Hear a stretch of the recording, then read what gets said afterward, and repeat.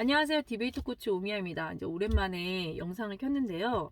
그동안 저는 이제 학기 강의 열심히 하고 있었고요. 오늘이 이제 마지막 강의예요. 그래서 마무리를 하러 와서 대기하는 중에 여러분들과 나누고 싶은 메시지가 있어서 잠깐 오랜만에 켰어요. 이제 앞으로 방학을 앞두고 있잖아요. 저도 이 강의가 끝나고 집으로 돌아가면 이제 학부모 모드로 바꿔서 사춘기를 맞이한 우리 아들, 네, 큰아들의 사교육 코칭에 대해서 좀 고민하기 시작할 것 같습니다. 그래서 함께 고민하자라는 의미에서 잠깐 메시지를 전하려고 합니다. 이제 첫 번째로 학원을 선택할 때 프로그램을 보시겠죠. 네, 저도 아마 고민할 것 같아요. 중간고사, 기말고사가 끝났기 때문에 아이들의 기본적인 현행에 있어서의 이해도나 이런 성취도는 기본적으로는 끝나셨을 것 같아요. 그래서 우리 아이 현행이 좀 부족하다 그러면 보충 프로그램을 찾으실 거고, 그리고 우리 아이가 현행은 충분히 되고 있구나 라고 생각했을 때는 심화 프로그램을 찾으실 수도 있을 것 같아요. 심하냐 선행이냐 이제 갈등을 하시겠죠. 사실 저도 중간고사, 기말고사 내신이 이번에 제대로 평가가 되었느냐에 대해서는 이제 의문이 있습니다. 코로나 기간이었기도 했고요. 시험 문제 난이도를 봤을 때 저희는 이제 인천 지역인데 그렇게 난이도가 있다라고 보여지지 않고 변별력이 있었다? 그것도 잘 모르겠고요. 네.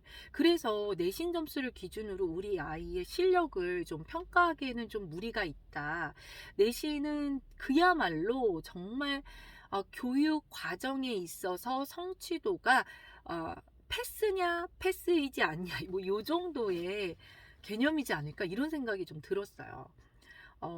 전체적으로 난이도가 낮아서 많은 아이들이 좀 성적이 누구나 100점 뭐 이런 변별력 없는 시험 이었기도 했고요. 그래서 100점이면 잘하는 거고 뭐 한두 개 틀렸으면 넌 국어 실력이 부족해 이렇게 판단할 수 없는 거잖아요. 네, 그렇기 때문에 항상 학부모님들은 아이들에 대한 진짜 실력에 대해서 좀 궁금해 하셔야 된다고 생각을 하고요. 그러다 보니까 자꾸 사교육기관 프로그램에 조금 의지하게 되는 경향은 있는 것 같습니다. 각설하고요. 이제 그렇게 판단이 되셨다면 이제 그 프로그램에 충실하게 운영하고 있는 학원들을 이제 알아보시면 되겠죠. 네, 요거는 뭐 별 문제가 없을 것 같습니다. 그런데 두 번째, 바로 프로그램을 선택을 했다면 그 프로그램에 담당하고 있는 사교육 강사들을 또 선택하는 것이 두 번째 기준입니다. 소통이 가능한 학원을 찾아야 됩니다. 이것이야말로 정말 목숨을 거셔야 된다는 생각이 들어요. 사실 입시 코칭을 하는 그런 여러 유튜버들의 영상도 저는 보거든요. 아주 훌륭한 자녀를 다 키워서 좋은 학교에 보내셔서 우리 아이 이렇게 공부시켰어요 라는 컨텐츠로 유튜브를 하시는 학부모님들의 이제 선배로서의 조언 잘 듣고 있습니다. 그런데 사교육 시장에서 20년간 이제 몸을 담고 있던 제 입장에서는 그 아이들 엉덩이 힘이 강하고 자기주도성이 강해서 정말 엄마의 코칭이 먹히면서 쭉 따라왔던 그 아이들의 루트를 따를 수 있는 아이들은 정규 분포 아이들은 불가능하지 않을까 이런 생각이 들어요. 그런 아이들은 정말 상위 몇 퍼센트이지 않을까요? 우리 아이는 성적이 그렇게 높진 않았어요. 차근차근 올린 케이스예요. 라고 말씀을 하시더라도 그렇게 차근차근 올릴 수 있는 역량 자체가 상위 몇 프로인 겁니다. 네, 엉덩이 싸움. 끈기, 인내, 그 지루함을 이겨내는 거, 그리고 자기를 성찰하는 거, 돌아보는 거, 이런 모든 것들이 아이들의 성향에 따라서도 차이가 나겠지만, 정말 모두가 갖출 수 있는 부분들은 아니에요. 그래서 제가 학원에서 만나는 또는 그룹가이로 만나는 대부분의 아이들 80%는 그렇게 그런 것들을 섣불리 이제 따라하시면 더 악영향이 가지 않을까 이런 걱정까지도 좀 되는 상황이거든요. 그래서 두 번째로 제가 제시해 드리는 조건, 사교육 강사와의 소통을 반드시 체크를 하셔야 되는 부분에 대해서 잠깐 말씀을 드리겠습니다. 아이들의 입장에서 잠깐 생각을 해볼게요. 네, 사춘기를 맞이한 질풍노도의 시기입니다. 이 아이들 입장에서는요, 학교 선생님은 굉장히 먼 존재예요. 학교는 언제나 나를 판단하고 평가하는 기관입니다. 그래서 중간고사 몇 점, 기말고사 몇 점, 수행평가 뭐 할 거야?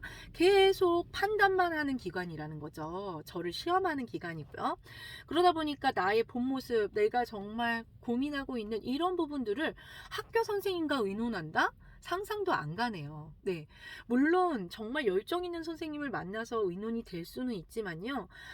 그런 이미지 자체가 그 학교에서의 그 프레임이라고 그러죠. 그 학생들에 대한 프레임이 씌워지는 순간 정말 많은 선생님들에게 있어서 오히려 인식이 안 좋아지는 경향을 또 봤어요. 그렇기 때문에 참 어려운 기간입니다, 학교는. 자, 그렇다면 엄마는 어떠냐? 사춘기 아이들에게 엄마가 멘토로서의 역할을 해줄 수 있을까? 네. 물론 가능한 친구들도 있겠지만 굉장히 극소수라는 말씀을 드리겠어요. 이거는 엄마가 부족하고 형편없어서가 아닙니다. 호르몬을 이길 수 없을 뿐이에요.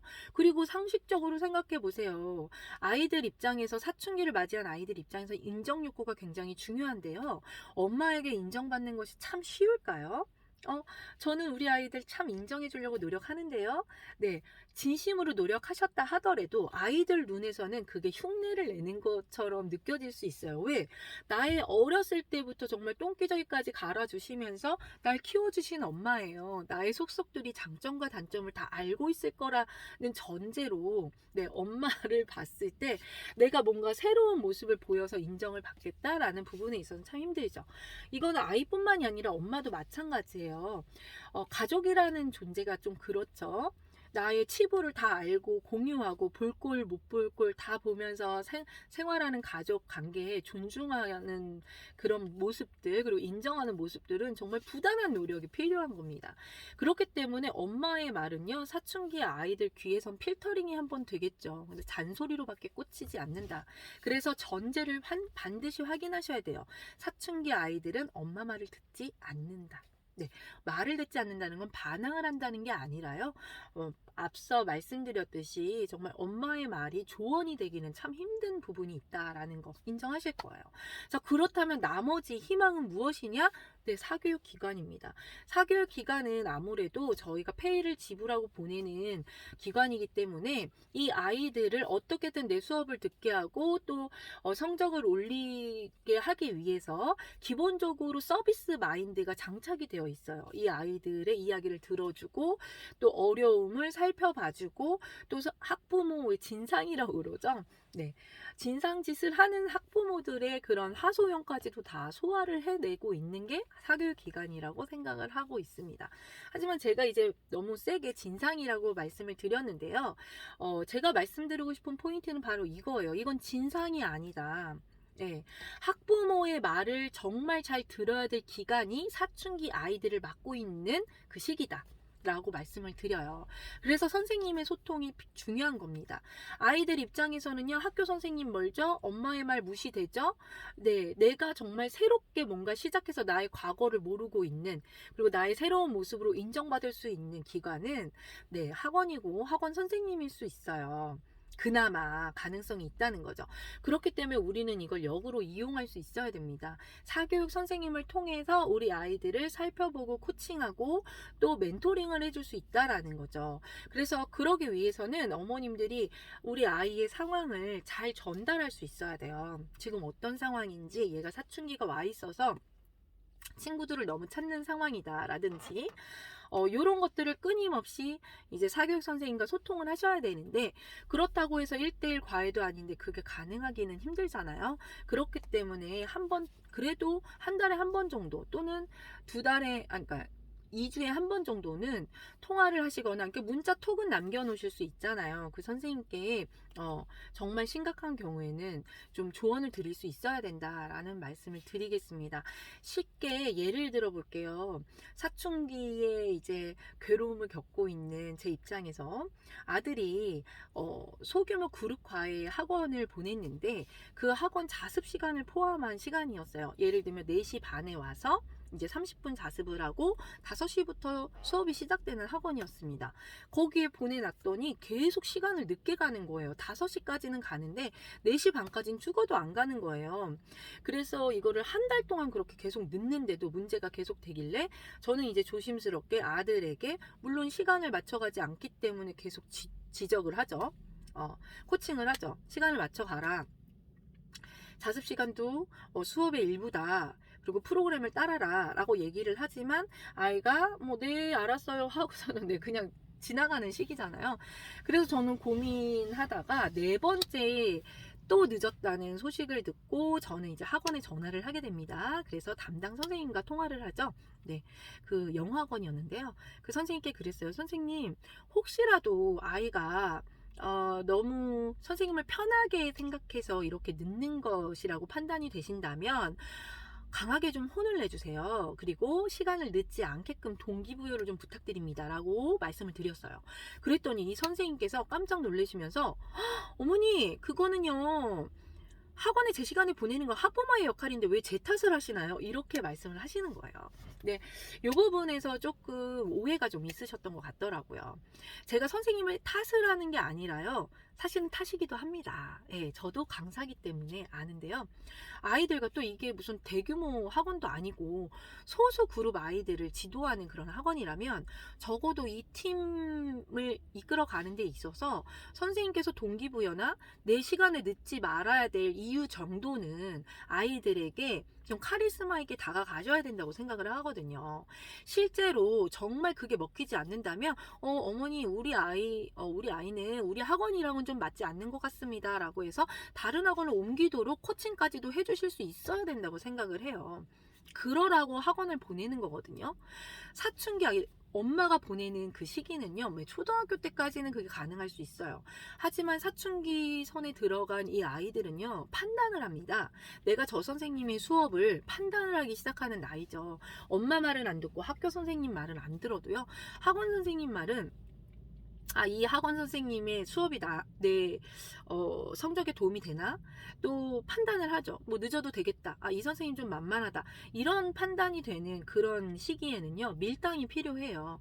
그리고 그런 거 해달라고 사실은 페이를 지불하는 부분도 있습니다. 학습력, 그러니까 실력을 올리기 위해서 물론 학원을 보내는 것도 맞지만요, 사춘기의 아이를 둔 엄마들의 마음을 대변하자면 그렇게 실력 있는 강사들, 1타 인간 강사들 놔두고 그 학원에 보내는 이유는 사실은 관리가 반 이상이거든요. 사춘기로 정말 공부에 무기력을 느끼고 또 이렇게 자꾸 놀고만 싶어지는 우리 아들 좀 잡아달라. 그리고 그 시간만큼은 잘 관리를 해달라. 집에 있으면 너무 노니까. 네. 인강 스스로 들을 수 없는 애라서 보내는 거거든요, 학원에. 네.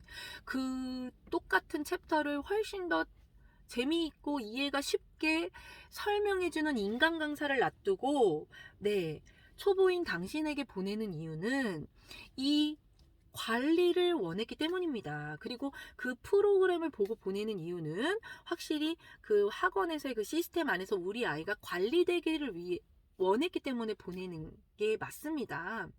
그렇기 때문에 학원 강사분들은요, 특히나 자녀를 두지 않으신 분들은 또 더 그런 개념이 좀 없으신 것 같더라고요.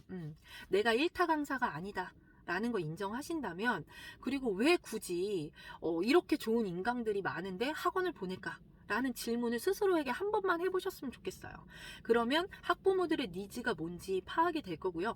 적어도 4시간에 이 아이가 늦지는 않도록, 만약에 그 30분을 계속 늦는 이유를 제가 좀 추론을 해보자면, 내 학생이었다면 전 이렇게 추론을 했을 것 같아요. 얘가 이 30분간에 늦어도 된다는 생각, 그리고 필요성을 별로 못 느끼고 있구나 라고 생각해서 그 시간에 와서 보충 프린트를 더 준다든지 아니면 테스트하는 시간으로 활용을 한다든지 하면서 이 시간이 헛된 시간이 아니라 네가 와서 뭔가를 할 게 있는 시간이야 라는 것을 좀 인지시켜 줬을 것 같아요. 그리고 그것도 안 된다면 아이랑 같이 1대1로 상담을 하면서 나는 내가 정해놓은 이 시간에 늦는 거 기분이 나쁘다, 강사로서도. 그리고 너 스스로도 이 시간을 헛되게 보낼 거라면 이 학원에 다닐 필요가 없다라고 하면서 동기부여를 해줄 수 있다라고 생각을 합니다.